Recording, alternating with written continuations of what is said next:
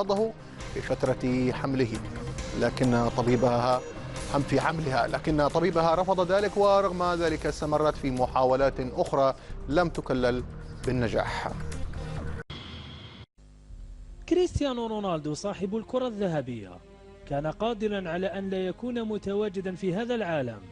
هذا ما قالته وكشفت عنه والدته ماريا دولوريس التي فاجأت الجميع من خلال إفشائها لسر يخص ولادة مهاجم ريال مدريد.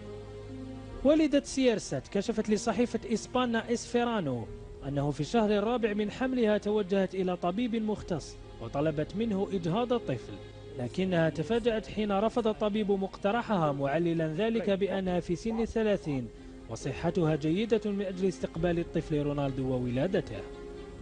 ماريا دولوريس لم تستسلم لطلبات الطبيب بالإبقاء على الطفل، وحاولت إجهاضه في مرات عديدة من خلال شرب الخمر، لكنها لم تفلح في ذلك كما كشفت عنه شخصيا.